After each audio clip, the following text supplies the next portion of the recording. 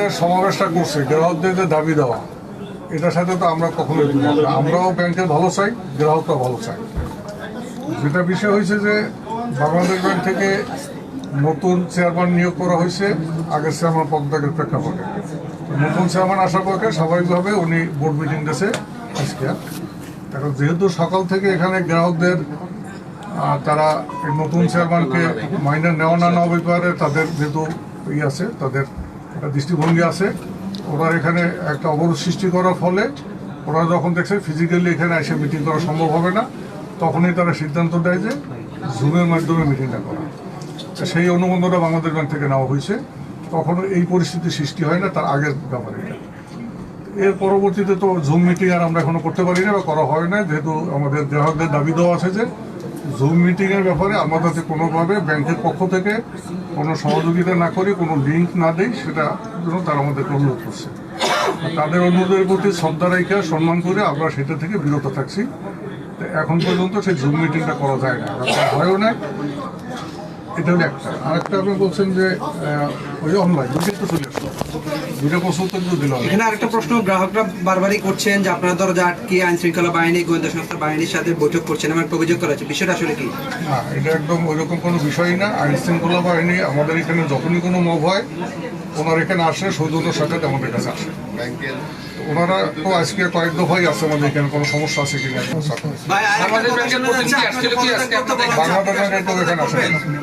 বাংলাদেশ ব্যাংকের কেউ আসে নাই। আমি তাদেরকে অবহিত করছি যে আমাদের অনলাইনে মিটিং করার ব্যাপারে গ্রাহকদের অনীহা আছে। গ্রাহকদের যে তাদের যে ইচ্ছা অনিচ্ছা কিন্তু আমাদের সম্মান আছে, শ্রদ্ধা আছে, আমরা করতে পারতেছি না। বাংলাদেশ ব্যাংকের সাথে আমাদের আপনার পদ থেকে কোনো চাপ আছে বা কোনো? আমি পদত্যাগ, আমি তো এডিশনাল এমডি, আমার পদত্যাগ আমি এমডি না। আমি এমডি চার্জ দিয়েছিলাম গতকালকে। আমার পদত্যাগের প্রশ্ন আসবে, আমি তো এমডি। এমডি কি পদত্যাগ করেছেন? এমডি পদত্যাগ পত্র একটা জমা দিছে, এটা আমরা জানতে পারছি। এখনো ইয়ে হয় না, এটা তো গ্রহণ হবে বোর্ড মিটিং এ। বোর্ড মিটিং ছাড়া আজকে গ্রহণ হবার কথা। আজকে বোর্ড মিটিং ওনাদের এজেন্ডা। আচ্ছা, তাহলে উনি যদি ওনার পদত্যাগপত্র যদি গ্রহণ না হয় তাহলে তো আজকে ওনার জয়েন করার কথা।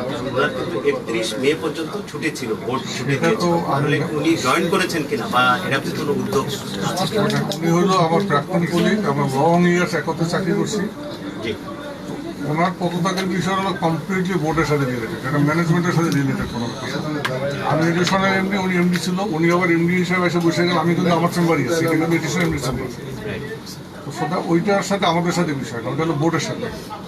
আপনারা যে অনলাইনে মিটিংটা করতে পারলেন না, বাংলাদেশ ব্যাংক অর্ডার অনুমোদন দিয়েছে মিটিংটা করার জন্য, যে কারণে করতে পারলেন না এবং গ্রাহকদের যে দাবি দাওয়াগুলো আপনারা সম্মান রেখে এখন পর্যন্ত এই অবস্থায় আছেন, এটা কি বাংলাদেশ ব্যাংককে আপনারা জানিয়েছেন বা কিভাবে অবহিত করবেন? বাংলাদেশ ব্যাংকের সাথে আমাদের কনসার্ন। বৈঠকটা কি বাতিল করলেন না পোস্টপোন করলেন? বোর্ড সিদ্ধান্ত দেবে। বোর্ড মিটিং ডিফার করা, পোস্টপোন করা, এটা হলো বোর্ডের ব্যাপার। বোর্ড যদি আজকে মিটিং করতে না পারে তাহলে তারা পরবর্তী সিদ্ধান্ত দেবে। আপনি তো অ্যাক্টিং এমডি না? হ্যাঁ, আপনি তো বোর্ডের সদস্য। বোর্ড মিটিংটা হলো বোর্ডের যিনি চেয়ারম্যান, উনি নির্দেশনা দেবে বোর্ড সেক্রেটারিকে। বোর্ড সেক্রেটারি ওনার নির্দেশনা দিয়ে কাজ করবে।